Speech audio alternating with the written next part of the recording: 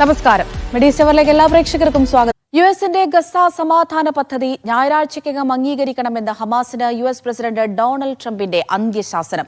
അല്ലാത്തപക്ഷം Gaza നരകമാക്കുമെന്നും Trump ഭീഷണി മുഴക്കി. തീരുമാനം വൈകില്ല എന്നും ഫലസ്തീൻ താൽപര്യങ്ങൾ മുൻനിർത്തിയാകും പ്രതികരണമെന്നും ഹമാസ് അറിയിച്ചു. വിവിധ അറബ് രാജ്യങ്ങളും തുർക്കിയെയും പദ്ധതി അംഗീകരിക്കാൻ ഹമാസിനുമേൽ സമ്മർദ്ദം ചെലുത്തുന്നുണ്ട്. അതിനിടെ ഗസ തീരം ലക്ഷ്യമാക്കി നീങ്ങിയ ഗ്ലോബൽ സുമൂദ് ഫ്ലോട്ടിലയിലെ അവസാന കപ്പലും ഇസ്രായേൽ പിടിച്ചെടുത്തു. നടപടിക്കെതിരെ ലോകവ്യാപക പ്രതിഷേധം തുടരുകയാണ്. ഗസയിൽ ഇസ്രായേൽ ആക്രമണത്തിൽ 24 മണിക്കൂറിനിടെ 63 പേർ കൂടി കൊല്ലപ്പെട്ടു. MCA നാസർ ദുബൈയിൽ നിന്ന് വിവരങ്ങൾ നൽകാനായി ചേരുന്നുണ്ട്. നാസർ, ഈ ട്രംപ് മുന്നോട്ട് വെച്ച 20 ദിന പദ്ധതി അത് അംഗീകരിക്കണമെന്നുള്ളൊരു ഭീഷണിയൊക്കെ ട്രംപ് അതിനോട് പിന്നാലെ തന്നെ ഹമാസിന് നൽകിയിട്ടുണ്ടായിരുന്നു. 4 ദിവസത്തെ സമയം നൽകുന്ന കാഴ്ചകളൊക്കെ നമ്മൾ കണ്ടു. ഇപ്പോൾ ഇതാ അന്ത്യശാസനം നൽകിയിരിക്കുന്നു. എന്താണ് ഹമാസിന്റെ നിലപാട്? എന്തെങ്കിലും പുറത്തു വന്നോ? ഇവിടുത്തെ നേരത്തെയും ട്രംപ് നിരവധി തവണ ഹമാസിന് അന്ത്യശാസനം നൽകിയിരിക്കുന്നത് തുടർച്ചയായിട്ട് മാത്രമാണ് ഈ ഒരു എന്തായാലും ഞായറാഴ്ച വൈകിട്ട് വാഷിംഗ്ടൺ സമയം 6 മണി എന്നൊരു സമയമാണ് ഇപ്പോൾ പരിധി നിർണ്ണയിച്ചിരിക്കുന്നത്. അതിനു മുമ്പ് ഈ 20 ദിന പദ്ധതി ഹമാസ് നേതൃത്വം അംഗീകരിക്കണം. അല്ലാത്ത പക്ഷം ാക്കി മാറ്റുമെന്നും ഇതുവരെ ഇല്ലാത്ത വിധത്തിൽ മാരകമായിട്ടുള്ള ആക്രമണങ്ങൾ ഹമാസിന് നേരെ തുടരുമെന്ന ഒരു മുന്നറിയിപ്പ് കൂടിയാണ് ിക്കുന്നത്. ഈ പദ്ധതി ഉണ്ടായാലും ഇല്ലെങ്കിലും ഈ പശ്ചിമേഷ്യൻ മേഖലയെ സംബന്ധിച്ചിടത്തോളം ഒരു സമാധാനപൂർണ്ണമായിട്ടുള്ള അവസ്ഥയിലേക്ക് കൊണ്ടുവരും. നാസർ തുടരൂ. നാസറിലേക്ക് എത്താം. നാസർ, പറയുന്ന കാര്യങ്ങളൊന്നും നമുക്ക് വ്യക്തമായി കേൾക്കാൻ സാധിക്കുന്നില്ല. ടെലിഫോണിൽ ചെറിയൊരു പ്രശ്നമുണ്ട്. എന്തായാലും US ഒരു 20 ദിന പദ്ധതിയാണ് മുന്നോട്ട് വെച്ചിട്ടുണ്ടായിരുന്നത്. ഈ സമാധാന പദ്ധതി ഞായറാഴ്ചയ്ക്കകം അംഗീകരിക്കണം എന്നാണ് ഹമാസിന് US പ്രസിഡന്റ് ഡൊണാൾഡ് ട്രംപ് ഇപ്പോൾ അന്ത്യശാസനം നൽകിയിരിക്കുന്നത്. നേരത്തെയും അദ്ദേഹം ഇതുപോലുള്ള ഭീഷണി തന്നെയാണ് മുന്നോട്ട് വെച്ചത്.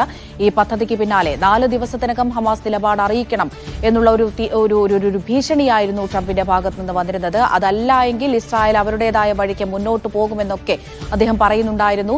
ഇതിപ്പോഴിതാ ഞായറാഴ്ചക്കുള്ളിൽ ഈ തീരുമാനം അറിയിക്കണം എന്നാണ് പറഞ്ഞിരിക്കുന്നത്. ഇനിയിപ്പോൾ 2 ദിവസം കൂടിയാണ് ട്രംപ് ഹമാസിന് മുന്നിൽ വെക്കുന്ന ഈ ഒരു സമയം എന്ന് പറയുന്നത്. തീരുമാനം വൈകില്ല എന്നും ഫലസ്തീൻ താൽപര്യങ്ങൾ മുൻനിർത്തിയാകും പ്രതികരണം എന്നുമാണ് ഹമാസ് അറിയിക്കുന്നത്. അതേസമയം ഈ 20 ദിന പദ്ധതിയോട് മറ്റ് ലോകരാഷ്ട്രങ്ങളും അംഗീകരിക്കുന്നുണ്ട്. ഹമാസിന് മേൽ ഈ തുർക്കിയ ഉൾപ്പെടെയുള്ള രാജ്യങ്ങൾ ഈ പദ്ധതി അംഗീകരിക്കണം എന്നുള്ളൊരു സമ്മർദ്ദം കൂടി ചെലുത്തുന്നുണ്ട്. തീർച്ചയായും ഒരു വെടിനിർത്തലിലേക്ക് സാഹചര്യങ്ങൾ പോകണമെന്ന് തന്നെയാണ് ലോകരാഷ്ട്രങ്ങളൊക്കെ തന്നെ ആവശ്യപ്പെടുന്നത്. MCA നാസർ തുടരുന്നുണ്ട്. നാസർ, കേൾക്കാമെന്ന് പ്രതീക്ഷിക്കുന്നു. പറയൂ, തുടരാം. അമൃത, വലിയ മുന്നറിയിപ്പാണ് ഇപ്പോൾ ട്രംപ് വീണ്ടും നൽകിയിരിക്കുന്നത്. ഞായറാഴ്ച വൈകിട്ട് വാഷിംഗ്ടൺ സമയം 6 മണി. ഈ സമയത്തിനുള്ളിൽ 20 ദിന പദ്ധതിയും ഹമാസ് അംഗീകരിക്കണം. അതല്ലാതെ അവർക്ക് മുമ്പിൽ മറ്റൊരു മാർഗമില്ല. അവർക്ക് ഇനി ഒരു അവസരം താൻ നൽകുകയുമില്ല. അതുകൊണ്ട് ആ പദ്ധതി അംഗീകരിക്കുകയാണെങ്കിൽ തീർച്ചയായിട്ടും ആ പദ്ധതി നടപ്പാക്കും. അതിന്റെ അടിസ്ഥാനത്തിൽ ഗസയിൽ സമാധാനം പുലരും, ഈ ആക്രമണം അവസാനിക്കും എന്ന് വിശദീകരിക്കാനും ട്രംപ് മറന്നിട്ടില്ല.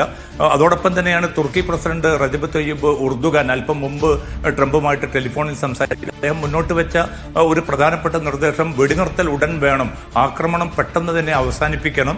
അങ്ങനെ വരികയാണെങ്കിൽ ഈ ഒരു പശ്ചിമേഷ്യൻ സമാധാന പദ്ധതി കുറെ കൂടി പ്രാവർത്തികമാക്കാൻ എളുപ്പമായിരിക്കുമെന്ന ഒരു നിർദ്ദേശം ഉർദുഗാൻ മുന്നോട്ട് വെച്ചിട്ടുണ്ട്. പക്ഷെ അതുമായി ബന്ധപ്പെട്ട ട്രംപിന്റെ പ്രതികരണം എന്ത് എന്ന് വ്യക്തമായിട്ടില്ല. എന്തായാലും ഞായറാഴ്ച എന്ന് പറഞ്ഞാൽ മറ്റന്നാൾ 2 ദിവസം മാത്രമാണ് ഇനി സമയം ബാക്കി നിൽക്കുന്നത്. അതിന് മുമ്പ് തന്നെ ഒരു തീരുമാനം ഉണ്ടായിരിക്കണമെന്ന് കൂടി ട്രംപ് ആവശ്യപ്പെട്ട സാഹചര്യത്തിൽ തിരക്കിട്ട കൂടിയാലോചനകൾ ഹമാസ് നേതൃത്വം തുടർന്നുകൊണ്ടിരിക്കുകയാണ്.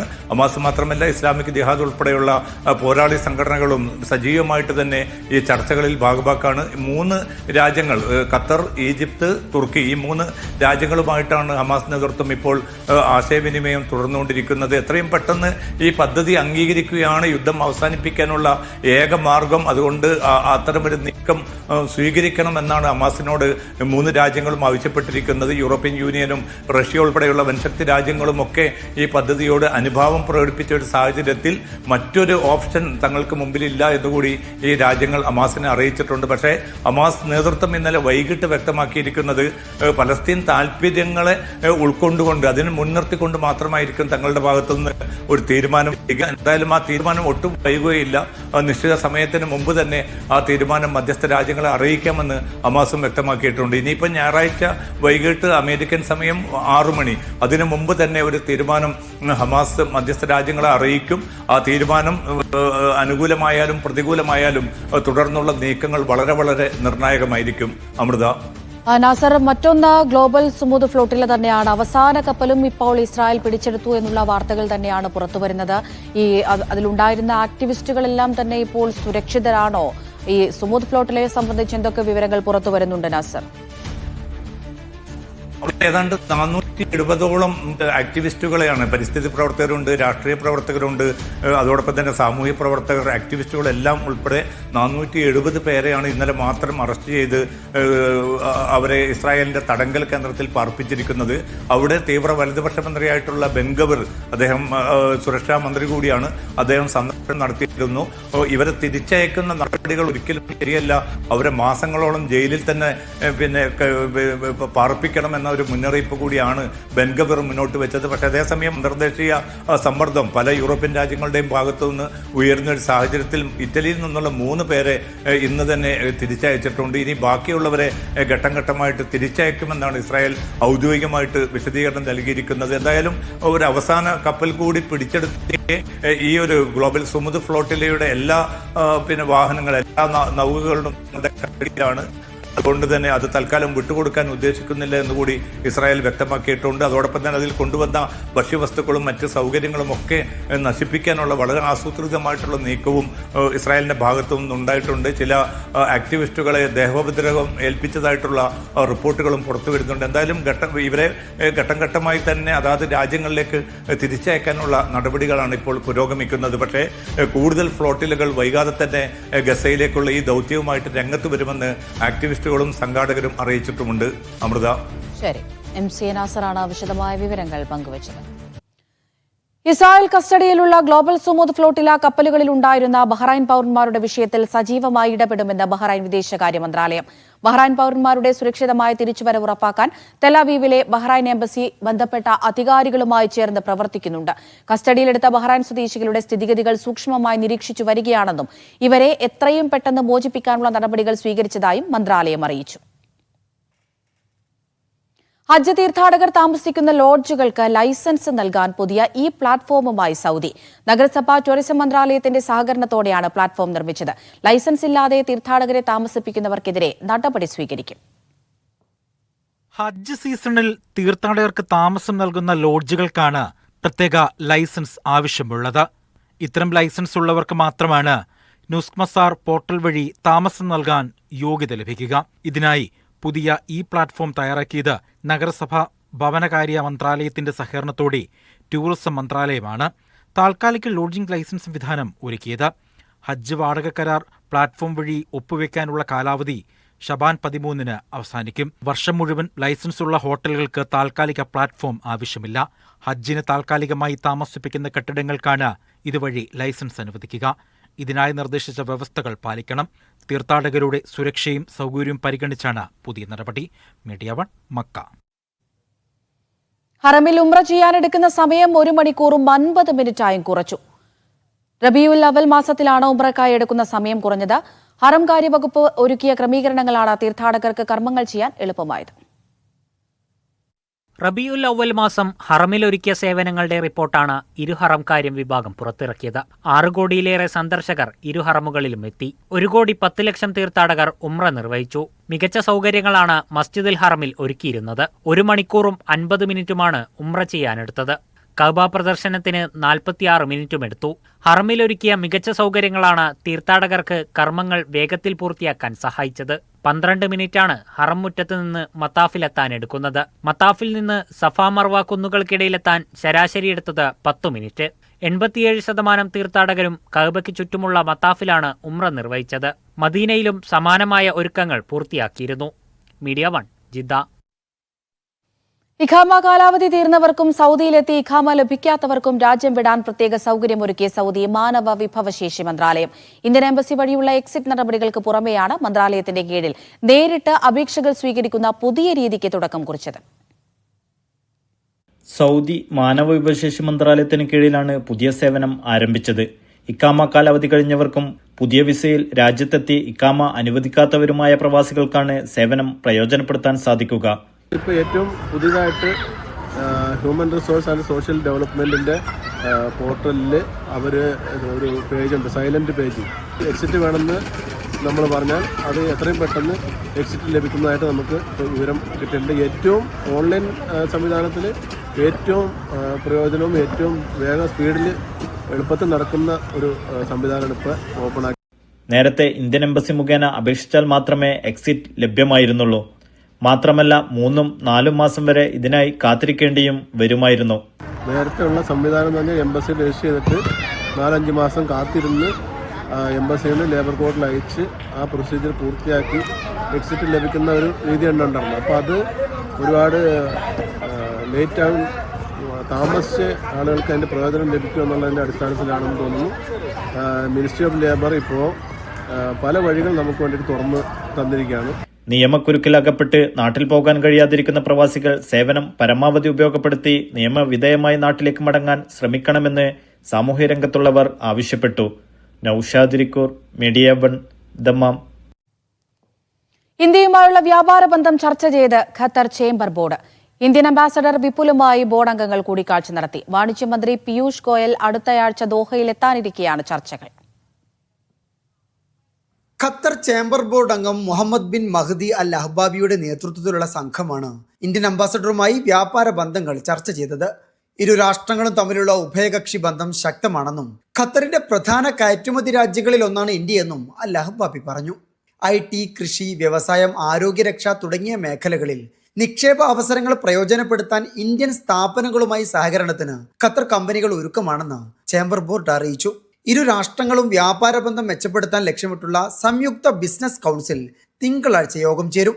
50-ലധികം ഇന്ത്യൻ ബിസിനസ് സംരംഭകർ കൗൺസിലിൽ പങ്കെടുക്കും. ഇരുപക്ഷത്തെയും നിക്ഷേപം വർദ്ധിപ്പിക്കാൻ ബിസിനസ് കൗൺസിൽ മികച്ച വേദിയാകുമെന്ന് ഇന്ത്യൻ അംബാസഡർ പ്രതികരിച്ചു. അതിനിടെ സ്വതന്ത്ര വ്യാപാര കരാറുമായി ബന്ധപ്പെട്ട ചർച്ചകൾക്കായി മന്ത്രി പീയൂഷ് ഗോയൽ അടുത്തയാഴ്ച ദോഹയിലെത്തും. കഴിഞ്ഞ മാസം അവസാനം ഇന്ത്യ സന്ദർശിച്ച ഖത്തർ വിദേശ വ്യാപാര വാണിജ്യ വകുപ്പ് സഹമന്ത്രി ഡോക്ടർ അഹമ്മദ് ബിൻ മുഹമ്മദ് അൽ സയ്യിദിന്റെ നേതൃത്വത്തിലുള്ള ഉന്നതതല സംഘം കരാറുമായി ബന്ധപ്പെട്ട ചർച്ചകൾ നടത്തിയിരുന്നു. GCC രാഷ്ട്രങ്ങളിൽ നിലവിൽ UAEയുമായാണ് ഇന്ത്യക്ക് സ്വതന്ത്ര വ്യാപാര കരാറുള്ളത്. Media 1, Doha. ഒമാനിൽ വർദ്ധിച്ചുവരുന്ന റിയൽ എസ്റ്റേറ്റ് തട്ടിപ്പിനെതിരെ മുന്നറിയിപ്പുമായി റോയൽ ഒമാൻ പോലീസ്. പ്രോപ്പർട്ടി കരാറുകളിൽ ഒപ്പിടുന്നതിന് മുൻപ് പൌരന്മാരും താമസക്കാരും അതീവ ജാഗ്രത പാലിക്കണം. വ്യാജ ഉടമസ്ഥാവകാശ രേഖകൾ നിർമ്മിക്കുന്നത് മുതൽ വീട്ടുടമസ്ഥരായി വേഷം മാറി വാടക തട്ടിയെടുക്കുന്നത് വരെയുള്ള തട്ടിപ്പുകൾ നടക്കുന്നുണ്ട്. അപ്പാർട്ട്മെന്റുകൾ, വില്ലകൾ എന്നിവ കുറഞ്ഞ വിലയിൽ വാഗ്ദാനം ചെയ്യുന്ന ഓഫറുകളിലൂടെയാണ് പ്രധാനമായും തട്ടിപ്പ് നടക്കുന്നത്. വാടകക്കാരും വാങ്ങുന്നവരും ഒപ്പിടുന്നതിന് മുൻപ് എല്ലാ രേഖകളുടെയും സാധുത പരിശോധിക്കണമെന്നും അധികൃതർ പറഞ്ഞു. ദുബൈയിലെ താമസ സ്ഥലത്ത് അനധികൃതമായി ഹെയർ ട്രാൻസ്പ്ലാന്റേഷൻ ചികിത്സ നടത്തിയിരുന്ന ആളെ പോലീസ് അറസ്റ്റ് ചെയ്തു. ദുബൈ ഹെൽത്ത് അതോറിറ്റിയുടെ സഹകരണത്തോടെയാണ് ഇയാളെ അറസ്റ്റ് ചെയ്തത്. ജനങ്ങളുടെ ജീവൻ പോലും അപകടത്തിലാക്കുന്നതാണ് ഇത്തരം അനധികൃത കേന്ദ്രങ്ങളെന്ന് പോലീസ് മുന്നറിയിപ്പ് നൽകി. അംഗീകൃത കേന്ദ്രങ്ങളെ മാത്രം ഇത്തരം സേവനങ്ങൾക്ക് ആശ്രയിക്കണമെന്നും പോലീസ് അറിയിച്ചു. കുവൈറ്റ് ഷുവൈക്ക് തുറമുഖത്ത് വൻ ലഹരിക്കടത്ത് ശ്രമം പരാജയപ്പെടുത്തി. അറബ് രാജ്യത്ത് നിന്നെത്തിയ കണ്ടെയ്നറിൽ ഒളിപ്പിച്ച നിലയിൽ 364 കിലോ ക്യാപ്റ്റഗൺ ഗുളികകളാണ് അധികൃതർ പിടികൂടിയത്. രഹസ്യവിവരം ലഭിച്ചതിനെ തുടർന്ന് ഹവല്ലി ഇൻവെസ്റ്റിഗേഷൻ വിഭാഗവും കസ്റ്റംസ് ഉദ്യോഗസ്ഥരും സംയുക്തമായി നടത്തിയ പരിശോധനയിലാണ് 20 ലക്ഷം ഗുളികകൾ കണ്ടെടുത്തത്. 20 അടി കണ്ടെയ്നറുകളിൽ കയറ്റി അയച്ച ചില്ലുപാളികളുടെ അരികുകളിലാണ് ഗുളികകൾ വിദഗ്ധമായി ഒളിപ്പിച്ചിരുന്നത്. പൊതുയിടങ്ങളിൽ മാന്യമായി വസ്ത്രം, പെരുമാറ്റം എന്നിവ ഉറപ്പാക്കാൻ പുതിയ നിയമനിർമ്മാണത്തിനൊരുങ്ങി ബഹ്റൈൻ. ഇതിനായുള്ള കരട് നിർദ്ദേശം പാർലമെന്റിൽ അവതരിപ്പിച്ചു. പൊതുമര്യാദ സംരക്ഷണ നിയമം എന്ന് പേരിട്ടിരിക്കുന്ന കരട് നിയമം ലംഘിക്കുന്നവർക്ക് 100 ബഹ്റൈൻ ദിനാർ മുതൽ പിഴ ചുമത്തുന്നതുൾപ്പെടെയുള്ള വ്യവസ്ഥകളും നിർദ്ദേശത്തിലുണ്ട്. 1 വർഷത്തിനുള്ളിൽ കുറ്റം ആവർത്തിച്ചാൽ പിഴ ഇരട്ടിയാക്കും. മസ്കത്തിലെ മത്ര സ്ക്വയർ പദ്ധതി നിർമ്മാണ ഘട്ടത്തിലേക്ക് കടക്കുന്നു. 9 മില്യൺ റിയാലിന്റെ നിർമ്മാണ ടെൻഡർ ലഭിച്ചതോടെയാണ് ഏറെ പ്രതീക്ഷയോടെ കാത്തിരുന്ന പദ്ധതിക്ക് തറക്കല്ലിടാൻ ഒരുങ്ങുന്നത്. പക്ഷിയുടെ ആകൃതിയിലുള്ള പാലവും പൊതു ഇടവും ഉൾക്കൊള്ളുന്ന തരത്തിലാണ് പദ്ധതിയുടെ രൂപകൽപ്പന. ഏറെ നാളത്തെ കാത്തിരിപ്പിനൊടുവിലാണ് മത്ര സ്ക്വയർ പദ്ധതി നിർമ്മാണത്തിലേക്ക് കടക്കുന്നത്. 9 മില്യൺ റിയാലിന്റെ നിർമ്മാണ ടെൻഡർ ലഭിച്ചു. പദ്ധതി പൂർത്തിയാകുമ്പോൾ തലസ്ഥാന നഗരിയിലെ പ്രമുഖ വാസ്തുവിദ്യ ടൂറിസം ലാൻഡ്മാർക്കായി ഇത് മാറും. പക്ഷിയുടെ ആകൃതിയിലുള്ള പാലവും പൊതു ഇടവും ഉൾക്കൊള്ളുന്ന തരത്തിലാണ് രൂപകൽപ്പന ചെയ്തിരിക്കുന്നത്. മത്ര ഫിഷ് മാർക്കറ്റിന് നേരെ എതിർവശത്തായി സ്ഥിതി ചെയ്യുന്ന 7500 ചതുരശ്ര മീറ്റർ വിസ്തീർണത്തിലാണ് പദ്ധതി ഒരുങ്ങുന്നത്. സ്ക്വയറിന്റെ ഹൃദയഭാഗത്തായി കടലിലേക്ക് നീളുന്ന 64 മീറ്റർ പാലമുണ്ടാകും. ഉയർന്ന സുരക്ഷാ മാനദണ്ഡങ്ങൾ പാലിക്കുന്നതിനൊപ്പം കടൽ തീരത്തിന്റെ വിശാലമായ കാഴ്ചകളും പ്രദാനം ചെയ്യുന്ന തരത്തിലാണ് ഇത് ഒരുക്കുക. റീറ്റെയിൽ ഔട്ട്ലെറ്റുകൾ, കഫേകൾ, സിഗ്നേച്ചർ ഡാൻസിംഗ് ഫൗണ്ടൻ എന്നിവയുള്ള പൊതു ഇടം ഉൾപ്പെടും. നടപ്പാതകൾ, ഇരിപ്പിടങ്ങൾ, ഈന്തപ്പനകൾ, പൂച്ചെടികൾ, മധ്യഭാഗത്ത് വൃത്താകൃതിയിലുള്ള ജലധാര എന്നിവയാൽ ചുറ്റുപാടുമുള്ള പ്രദേശം മനോഹരമായി ഒരുക്കും. Media 1 Muscat. ആഗോള സൈബർ സുരക്ഷാ ദിനത്തോടനുബന്ധിച്ച് കുവൈത്തിൽ ദേശീയ സൈബർ സുരക്ഷാ അവബോധ ക്യാമ്പയിൻ ആരംഭിച്ചു. ആഭ്യന്തര മന്ത്രാലയവും നാഷണൽ സൈബർ സുരക്ഷാ സെന്ററും സംയുക്തമായി പ്രഖ്യാപിച്ച ക്യാമ്പയിൻ അവബോധം, പ്രതിരോധം, സംരക്ഷണം എന്ന മുദ്രാവാക്യത്തിലാണ് ആരംഭിച്ചത്. ഡീപ് ഫേക്ക്, പാസ്വേഡ് സുരക്ഷ, ഫിഷിംഗ്, വൈഫൈ സുരക്ഷ, സോഷ്യൽ മീഡിയ സ്വകാര്യത തുടങ്ങിയ വിഷയങ്ങളാണ് മുഖ്യമായി ഉൾപ്പെടുത്തിയിരിക്കുന്നത്. സഹേൽ ഇ ഗവൺമെന്റ് ആപ്ലിക്കേഷനും ഗവൺമെന്റ് കമ്മ്യൂണിക്കേഷൻ സെന്ററും ഉൾപ്പെടെയുള്ള സ്ഥാപനങ്ങളുടെ സഹകരണത്തോടെയാണ് പദ്ധതി നടപ്പാക്കുന്നത്. ദുബായിൽ നിന്ന് അബുദാബിയിലേക്ക് പുതിയ ഇന്റർസിറ്റി ബസ് സർവീസ് പ്രഖ്യാപിച്ചു. ദുബായ് അൽഖൂസ് ബസ് സ്റ്റേഷനിൽ നിന്ന് അബുദാബിയിലെ MBZ ബസ് സ്റ്റേഷനിലേക്ക് നോൺ സ്റ്റോപ്പ് സർവീസാണിത്. ആഴ്ചയിൽ എല്ലാ ദിവസവും 3 മണിക്കൂർ ഇടവിട്ട ബസ് ഉണ്ടാകും. 25 ദിർഹമാണ് നിരക്ക്. അബുദാബിയിലെ ക്യാപിറ്റൽ എക്സ്പ്രസുമായി സഹകരിച്ചാണ് പുതിയ ഇന്റർസിറ്റി സർവീസ്. ദുബായിൽ ഡെലിവറിക്കായി സ്കൂട്ടറുകൾ അവതരിപ്പിച്ച് RTA. ബാറ്ററി സ്വാപ്പിംഗ് ടെക്നോളജി ഉപയോഗിച്ചായിരിക്കും സ്കൂട്ടറുകളുടെ ചാർജിംഗ്. ദുബായിയുടെ കാർബൺ രഹിത ഗതാഗത ലക്ഷ്യത്തിലേക്കുള്ള മറ്റൊരു ചുവടുവയ്പ്പാണിത്. RTA പരിചയപ്പെടുത്തുന്ന ബാറ്ററി സ്വാപ്പിംഗ് ടെക്നോളജിയിൽ വർക്ക് ചെയ്യുന്ന ഡെലിവറി സ്കൂട്ടറാണ് ഈ കാണുന്നത്. ഇത്തരം സ്കൂട്ടറുകളെ ഇനി കൂടുതൽ ദുബൈയുടെ നിരത്തുകളിൽ നമുക്ക് കാണാൻ സാധിക്കും. അതായത് ഈ പറയുന്ന ബാറ്ററി സ്വാപ്പിംഗ് സ്റ്റേഷനിൽ സ്ഥാപിച്ചിരിക്കുന്ന ബാറ്ററികൾ നമുക്ക് ആവശ്യാനുസരണം ഈ പറയുന്ന ID സ്കാൻ ചെയ്തുകൊണ്ട് ഓരോ ഡെലിവറി റൈഡർക്കും എടുക്കാനും ബാറ്ററിയിൽ റീപ്ലേസ് ചെയ്തുകൊണ്ട് ഓടാനും സാധിക്കും. ഇലക്ട്രിക് സ്കൂട്ടറിൽ എങ്ങനെ വേഗത്തിൽ പോയി ഡെലിവറി സാധ്യമാകും എന്ന ആശങ്ക വേണ്ട. 100 km range with an average speed of 80 to 95 km per hour. And rider can come to the charging station. They can directly use end user app, scan it, and they can swap the batteries 30 seconds. And they can go easily. നിലവിൽ ദുബൈയിൽ ഏതാണ്ട് 30ഓളം സ്ഥലങ്ങളിൽ ഈ പറയുന്ന battery swapping മെഷീനുകൾ സ്ഥാപിക്കാൻ RTA അനുമതി നൽകി കഴിഞ്ഞു. ടെറ എന്ന ദുബൈ ആസ്ഥാനമായി പ്രവർത്തിക്കുന്ന ഒരു കമ്പനിക്കാണ് ഇത്തരത്തിൽ അനുമതി നൽകിയിരിക്കുന്നത്. ഡെലിവറി ബൈക്കുകൾ ഇലക്ട്രിക്കിലേക്ക് മാറ്റുന്നത് ദുബൈയുടെ സീറോ എമിഷൻ എന്ന ലക്ഷ്യത്തിലേക്കുള്ള മറ്റൊരു ചുവടുവയ്പ്പാണ്. Akshay Peravoor, media 1, Dubai.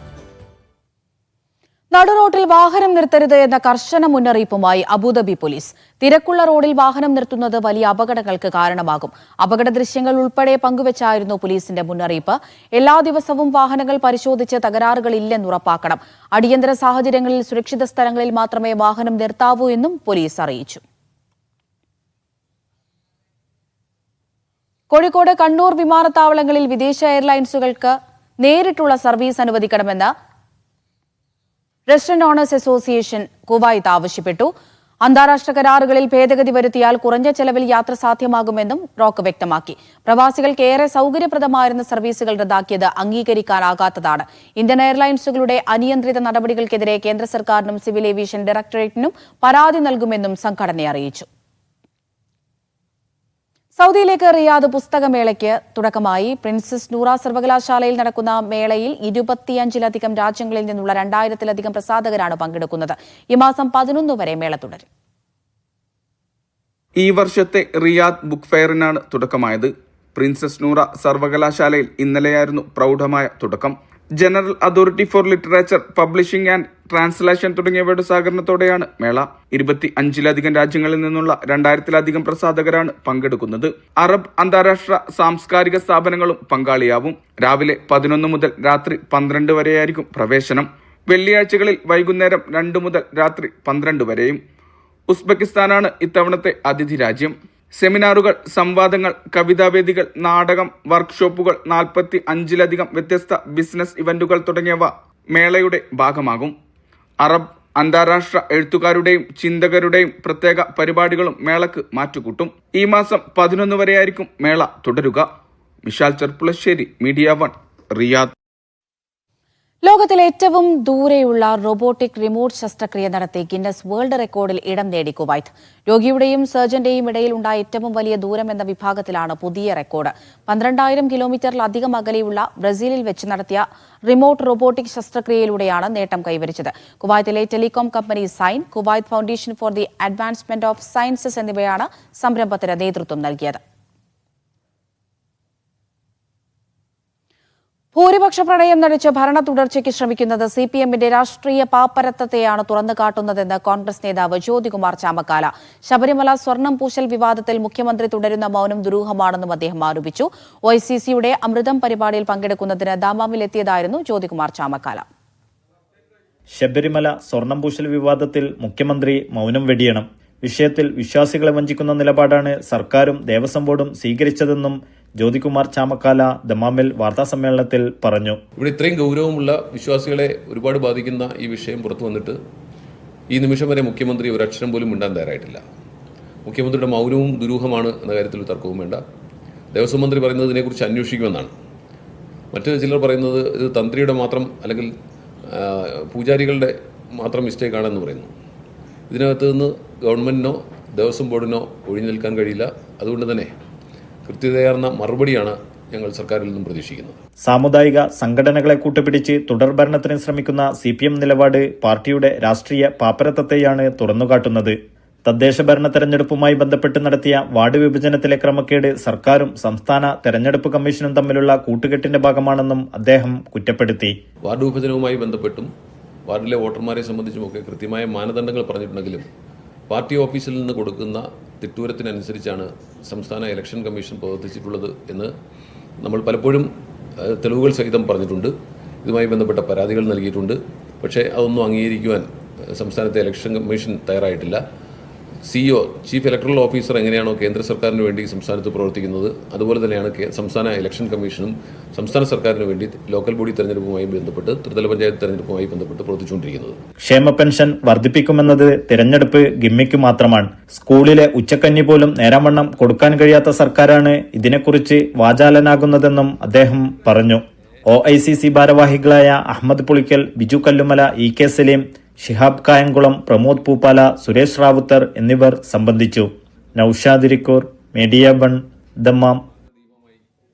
Saudi അറേബ്യയിലെ യാംബുവിൽ ഓഫറുകളോടെ ഒലിവ് ഹൈപ്പർ മാർക്കറ്റ് ഉദ്ഘാടനം ചെയ്തു. 2 പതിറ്റാണ്ടായി സൗദിയിലെ വ്യവസായ രംഗത്തുള്ള അറേബ്യൻ ഒലിവ് ട്രേഡിംഗ് കമ്പനിയുടെ പുതിയ സംരംഭമാണ് ഹൈപ്പർ മാർക്കറ്റ്. സൗദി വിഷൻ 2030-ന്റെ ഭാഗമായി രാജ്യത്തെ വിവിധ ഭാഗങ്ങളിൽ കൂടുതൽ ഹൈപ്പർ മാർക്കറ്റുകൾ എത്തും.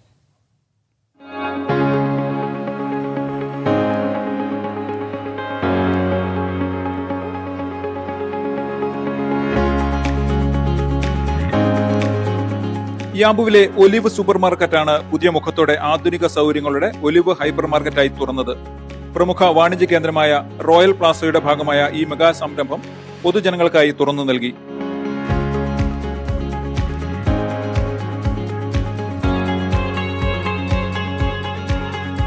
ഇരുപത് വർഷമായി സൗദിയിലെ വ്യവസായ രംഗത്തുള്ള അറേബ്യൻ ഒലിവ് ട്രേഡിംഗ് കമ്പനിയുടെ കീഴിലാണ് ഒലിവ് ഹൈപ്പർ. യാംബുവിനെ കൂടാതെ മക്ക, മദീന, ജിദ്ദ, തബൂക്ക് തുടങ്ങി സൗദിയിലെ വിവിധ നഗരങ്ങളിൽ ഒലിവിന് ശാഖകളുണ്ട്. യാംബു ജനങ്ങൾക്ക് വേണ്ടി വളരെ വ്യത്യസ്തമായ രീതിയിലാണ് ഞങ്ങൾ ഈ സ്റ്റോർ ഒരുക്കിയിട്ടുള്ളത്. ഭക്ഷണ വിഭവങ്ങളും മറ്റു നോൺ ഫുഡ് ഐറ്റംസുകളും അതേപോലെ തന്നെ ഡിപ്പാർട്ട്മെൻറ്റ് ഐറ്റംസുകളും ഞങ്ങൾക്കിവിടെ ഒരുക്കാൻ സാധിച്ചിട്ടുണ്ട്. ഇനി യാംബു ജനങ്ങൾക്ക് ഒരു വളരെ വ്യത്യസ്തമായ ഒരു ഷോപ്പിംഗ് എക്സ്പീരിയൻസ് ആയിരിക്കും ഒലിവ് ഹൈപ്പർ. കൂടുതൽ ഉൽപ്പന്ന ശേഖരത്തോടെ ഒരു ലോകോത്തര ഹൈപ്പർ മാർക്കറ്റിന്റെ എല്ലാ സൗകര്യങ്ങളും ഇവിടെയുണ്ട്.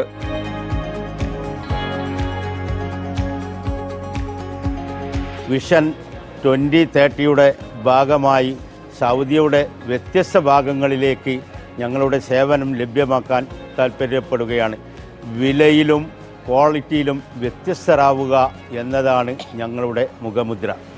മത്സ്യ മാംസ വിഭവങ്ങൾ, പഴം, പച്ചക്കറികൾ, പലചരക്ക്, ബേക്കറി, ഗാർഹിക ഉപകരണങ്ങൾ, വസ്ത്രങ്ങൾ എന്നിങ്ങനെ എല്ലാം ലഭ്യമാണ്. ഉദ്ഘാടനത്തോടനുബന്ധിച്ച് പ്രത്യേക സമ്മാനങ്ങളും വമ്പിച്ച വിലക്കിഴിവുകളും ഒരുക്കിയിട്ടുണ്ട്.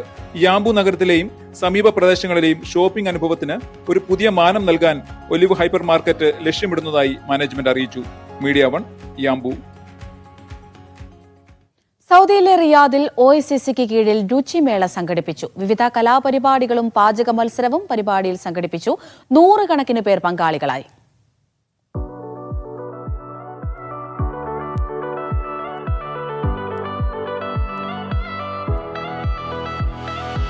OICC കണ്ണൂർ ജില്ലാ കമ്മിറ്റിക്ക് കീഴിലാണ് രുചിമേള സംഘടിപ്പിച്ചത്. മാർക്ക് ആൻഡ് സേവ് ഹൈപ്പർ മാർക്കറ്റിൽ സംഘടിപ്പിച്ച പരിപാടിയിൽ 100 കണക്കിന് പേർ പങ്കാളികളായി.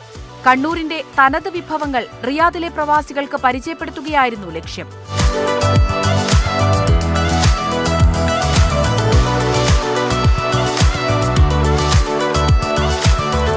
ഗാനമേളയും വിവിധ കലാപരിപാടികളും പാചക മത്സരവും ഇതിന്റെ ഭാഗമായിരുന്നു.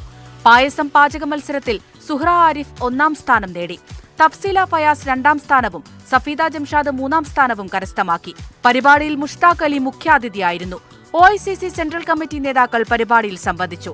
സന്തോഷ് ബാബു, ഹരീന്ദ്രൻ കയറ്റുവള്ളി, രഘുനാഥ് പറശ്ശിനിക്കടവ്, അബ്ദുൽ മുനീർ, അബ്ദുൽ ഖാദർ മൊച്ചേരി എന്നിവർ സംസാരിച്ചു. Media 1, Riyadh. കുവൈത്തിൽ ടർബോസ് ബാഡ്മിന്റൺ ക്ലബിന്റെ നേതൃത്വത്തിൽ ആരോഗ്യ ബോധവൽക്കരണവും ബേസിക് ലൈഫ് സപ്പോർട്ട് പരിശീലനവും സംഘടിപ്പിച്ചു. ജലീബ് ഐസ്മാഷ് കോർട്ടിൽ നടന്ന സെഷനിൽ ക്ലബ് അംഗങ്ങളും കളിക്കാരും സജീവമായി പങ്കെടുത്തു. കുവൈത്ത് ആരോഗ്യ മന്ത്രാലയത്തിലെ വിജയേഷ് M. വേലായുധനും ബാഡ്മിന്റൺ കോച്ച് അർഷാദും ക്ലാസുകൾക്ക് നേതൃത്വം നൽകി. ക്ലബ്ബ് കമ്മിറ്റി അംഗങ്ങളായ അജോ തോമസ്, സബിൻ, അർജുനിസ് നായർ, ഇർഷാദ് എന്നിവർ പരിപാടികൾക്ക് നേതൃത്വം നൽകി. വേൾഡ് ഫിസിയോതെറപ്പി ഡേയുടെ ഭാഗമായി ഇന്ത്യൻ ഫിസിയോതെറപ്പിസ്റ്റ് ഫോറം കുവൈത്ത് സമ്മേളനം നടത്തി. ദജീജ് മെട്രോ ഓഡിറ്റോറിയത്തിൽ നടന്ന ചടങ്ങ് ഡോക്ടർ അബീർ അജീൽ ഉദ്ഘാടനം ചെയ്തു. ഡോക്ടർ മറിയം അൽ മന്ദിയിൽ മുഖ്യാതിഥിയായിരുന്നു. ഡോക്ടർ അനിൽകുമാർ സിംഗ് അധ്യക്ഷത വഹിച്ചു. വിവിധ ആരോഗ്യ സെഷനുകൾക്ക് doctor Herbert, doctor George Joseph, doctor Manu ഷീപ്പൻ, ഡോക്ടർ വന്ദന എന്നിവർ നേതൃത്വം നൽകി. ഗാന്ധി ജയന്തിയോടനുബന്ധിച്ച് കുവൈത്തിലെ ഇന്ത്യൻ എംബസിയിൽ വിവിധ പരിപാടികൾ ആഘോഷിച്ചു. എംബസിയിൽ നടന്ന ചടങ്ങിൽ അംബാസഡർ ഡോക്ടർ ആദർശ് സ്വൈക്ക ഗാന്ധി പ്രതിമയിൽ പുഷ്പാർച്ചന നടത്തി. സമാധാനം, സത്യം, അഹിംസ എന്നീ ഗാന്ധിജിയുടെ കാലാതീതമായ ആദർശങ്ങൾ മാനവികതയെ എക്കാലവും നയിക്കുകയും പ്രചോദിപ്പിക്കുകയും ചെയ്യുന്നതായി അദ്ദേഹം ചൂണ്ടിക്കാട്ടി. ഇന്ത്യൻ എംബസി ഉദ്യോഗസ്ഥരും ചടങ്ങിൽ പങ്കെടുത്തു. കുവൈത്ത് തിരുവല്ല പ്രവാസി അസോസിയേഷന്റെ ആഭിമുഖ്യത്തിൽ ഗാന്ധി ജയന്തി ആഘോഷിച്ചു. ജെയിംസ് വി കൊട്ടാരത്തിന്റെ അധ്യക്ഷതയിൽ നടന്ന ചടങ്ങിൽ KS വർഗീസ് മഹാത്മാഗാന്ധിയുടെ ലളിത ജീവിതം എന്ന വിഷയത്തിൽ മുഖ്യപ്രഭാഷണം നടത്തി. രജി കോരുത്ത്, റെയ്ജു അരീക്കര, ബൈജു ജോസ് എന്നിവർ സംസാരിച്ചു. അലക്സ് കറ്റോട്, സുജൻ ഇടപ്രാൽ എന്നിവർ പരിപാടികൾക്ക് നേതൃത്വം നൽകി. തിരുവല്ല ഫെസ്റ്റ് 2025ന്റെ റാഫൽ കൂപ്പൺ വിജയികളുടെ സമ്മാനദാനവും ചടങ്ങിൽ നടന്നു. കുവൈത്തിലെ കലാ സാംസ്കാരിക സംഘടനയായ ബാസിൽ ആർട്സ് സംഘടിപ്പിച്ച ഓണാഘോഷവും കുടുംബസംഗമവും അബ്ബാസിയ കലാ ഓഡിറ്റോറിയത്തിൽ നടന്നു. ഫാദർ മത്തായി സക്രിയ ചടങ്ങ് ഉദ്ഘാടനം ചെയ്തു. ജെറി ജോൺ കോശി അധ്യക്ഷത വഹിച്ചു. കുവൈത്ത് മഹായിടവക സഹവികാരി father Mathew Thomas, Shani Jofin, Binu ബെന്യം എന്നിവർ ആശംസകൾ നേർന്നു. കുട്ടികളുടെയും മുതിർന്നവരുടെയും കലാപരിപാടികൾ, വിഭവസമൃദ്ധമായ ഓണസദ്യ എന്നിവ ആഘോഷങ്ങൾക്ക് മിഴിവേകി. ദുബൈയിൽ സർക്കാർ അംഗീകാരത്തോടെ പ്രവർത്തിക്കുന്ന സാമൂഹിക സംഘടനയായ MSS സംഘടിപ്പിക്കുന്ന യൂത്ത് ഫെസ്റ്റിവലിന് ഒരുക്കങ്ങൾ പുരോഗമിക്കുന്നു. കലാമേളയുടെ ലോഗോയും പോസ്റ്ററും ഡോക്ടർ സാക്കിർ K. മുഹമ്മദ് പ്രകാശനം ചെയ്തു. സംഘടന നടപ്പാക്കുന്ന UAE വിഷൻ 2031ന്റെ മാർഗരേഖ ചെയർമാൻ ഫയാസ് അഹമ്മദ് അവതരിപ്പിച്ചു. ശില്പശാലയ്ക്ക് ഡോക്ടർ സംഗീത് ഇബ്രാഹിം നേതൃത്വം നൽകി. നസീർ അബൂബക്കർ, ഷജിൽ ഷൌക്കത്ത്, അബ്ദുൽ മുത്തലിഫ് തുടങ്ങിയവർ സംസാരിച്ചു. കണ്ണൂർ എക്സ്പാറ്റ്സ് അസോസിയേഷൻ കുവൈത്ത് 13ാം വാർഷികാഘോഷം സംഘടിപ്പിക്കുന്നു. കോലത്തുനാട് മഹോത്സവം എന്ന പേരിൽ ഒക്ടോബർ 10-ന് അബ്ബാസിയ ആസ്പെർ ഇന്റർനാഷണൽ സ്കൂൾ ഓഡിറ്റോറിയത്തിലാണ് പരിപാടി. കുവൈത്തിലെ പ്രമുഖ സാമൂഹ്യ സാംസ്കാരിക പ്രവർത്തകർ പങ്കെടുക്കും. ആബിദ് കണ്ണൂർ, ആദിൽ അത്തു എന്നിവർ നയിക്കുന്ന ഗാനസന്ധ്യയും വിവിധ കലാപരിപാടികളും അരങ്ങേറും. വാർത്താസമ്മേളനത്തിൽ അസോസിയേഷൻ ഭാരവാഹികൾ പങ്കെടുത്തു. ഗാന്ധി ജയന്തിയോടനുബന്ധിച്ച് ഗാന്ധി സ്മൃതി കുവൈത്ത് അനുസ്മരണ സമ്മേളനവും പുഷ്പാർച്ചനയും നടത്തി. പ്രജോദ് ഉണ്ണി അധ്യക്ഷത വഹിച്ചു. മധു മാഹി, സജി എന്നിവർ സംസാരിച്ചു. മഹാത്മാഗാന്ധിയുടെ ഛായാചിത്രത്തിൽ ഭാരവാഹികൾ പുഷ്പാർച്ചന നടത്തി. ഷീബ പീറ്റൻ, രഘുപതി രാഘവ രാജാറാം പ്രാർത്ഥനാ ഗാനം ആലപിച്ചു. റെജി സെബാസ്റ്റ്യൻ, ലാഗ് ജോസ്, റൊമാൻസ് പീറ്റൻ, രാജീവ് തോമസ് എന്നിവർ ചടങ്ങിൽ പങ്കെടുത്തു. KMCC Saudi Jubail committee career and parenting session സംഘടിപ്പിച്ചു. നിരവധി വിദ്യാർത്ഥികളും രക്ഷിതാക്കളും പങ്കെടുത്തു. ബഷീർ വെട്ടുപാറ പരിപാടി ഉദ്ഘാടനം ചെയ്തു. ഈസ്റ്റേൺ പ്രോവിൻസ് പ്രസിഡന്റ് മുഹമ്മദ് കുട്ടി കോഡൂർ സംസാരിച്ചു. അഫ്സൽ സഫാൻ, ഡോക്ടർ മുഹമ്മദ് ആസിഫ് എന്നിവർ കരിയർ ഓറിയന്റേഷൻ ക്ലാസുകൾ നടത്തി. ചടങ്ങിൽ ജൂനിയർ KMCC സിറ്റി ഏരിയ സംഘടിപ്പിക്കുന്ന ഫുട്ബോൾ ടൂർണമെന്റിന്റെ ലോഗോ പ്രകാശനം ചെയ്തു. കാണാതായ ഫാൽക്കണുകളെ വീണ്ടെടുക്കാൻ സഹായം നൽകുമെന്ന് ഖത്തർ ആഭ്യന്തര മന്ത്രാലയം.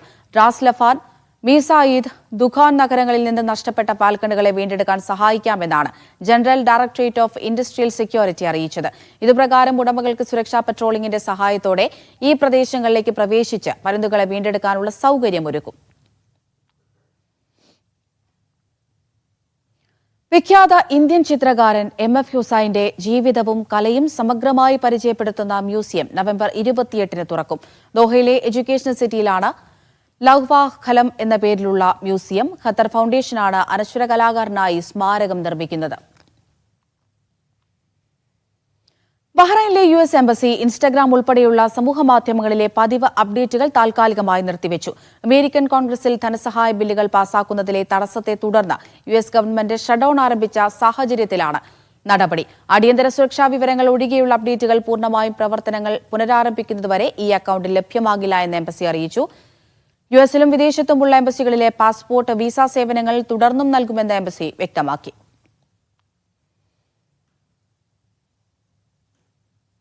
പക്ഷാഘാതത്തെ തുടർന്ന് ദുരിതത്തിലായ കണ്ണൂർ സ്വദേശി തുടർ ചികിത്സയ്ക്കായി നാട്ടിലേക്ക് മടങ്ങി. കഴിഞ്ഞ 20 വർഷത്തോളമായി ബഹ്റൈനിലെ ഒരു സ്വകാര്യ ക്ലീനിംഗ് കമ്പനിയിൽ ജോലി ചെയ്തു വരികയായിരുന്നു. സൽമാനിയ ആശുപത്രിയിൽ പ്രവേശിപ്പിക്കപ്പെട്ടതു മുതൽ ബഹ്റൈനിലെ സന്നദ്ധ സംഘടനയായ ഹോപ്പ് പ്രവർത്തകരാണ് ആവശ്യമായ സഹായങ്ങൾ നൽകി വന്നത്. ഖത്തറിലെ ഇന്ത്യൻ നഴ്സുമാരുടെ കൂട്ടായ്മയായ യുണീക്ക് 2025-27 വർഷത്തേക്കുള്ള പുതിയ നേതൃത്വത്തെ തെരഞ്ഞെടുത്തു. ഹമദ് ഡെന്റൽ സെന്ററിൽ നിന്നുള്ള ബിന്ദു ലിൻസനാണ് പ്രസിഡന്റ്. ഖത്തർ റെഡ് ക്രസന്റിൽ നിന്നുള്ള നിസാർ ചെറുവത്തിനെ ജനറൽ സെക്രട്ടറിയായും ഹമദ് ജനറൽ ഹോസ്പിറ്റലിലെ ഇർഫാൻ ഹബീബിനെ ട്രഷററായും തെരഞ്ഞെടുത്തു. മിനി ബെന്നിയാണ് അഡ്വൈസറി ബോർഡ് ചെയർപേഴ്സൺ. 21-അംഗ ഭരണസമിതിയും നിലവിൽ വന്നു. ഗസയിലേക്ക് മാനുഷിക സഹായവുമായി പുറപ്പെട്ട കപ്പൽ വ്യൂഹമായ ഗ്ലോബൽ സ്മൂത്ത് ഫ്ലോട്ടിലയിലെ ഒമാൻ പൌരന്മാരുടെ സുരക്ഷ ഉറപ്പാക്കുമെന്ന് ഒമാൻ. പൌരന്മാരുടെ അവസ്ഥകൾ സൂക്ഷ്മമായി നിരീക്ഷിക്കുന്നുണ്ട്. തങ്ങളുടെ പൌരന്മാരുടെ സംരക്ഷണം ഉറപ്പാക്കാൻ ഒമാൻ ശ്രദ്ധാലുവാണെന്നും അധികൃതർ പറഞ്ഞു. സുരക്ഷിതമായ തിരിച്ചുവരവ് സാധ്യമാക്കുന്നതിനുള്ള ഒരുക്കങ്ങൾ നടക്കുകയാണ്. കപ്പലിലുള്ളവരുടെ അപകട സാധ്യതകൾ ഒഴിവാക്കാൻ സുൽത്താനേറ്റ് എല്ലാ പങ്കാളികളോടും ആവശ്യപ്പെട്ടു.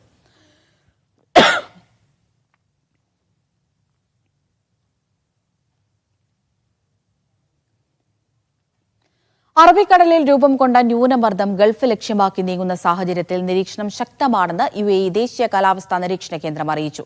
ന്യൂനമർദ്ദം UAE തീരത്ത് കാര്യമായ പ്രത്യാഘാതം ഉണ്ടാക്കാൻ സാധ്യതയില്ലെങ്കിലും ജാഗ്രത തുടരുകയാണെന്ന് അധികൃതർ അറിയിച്ചു.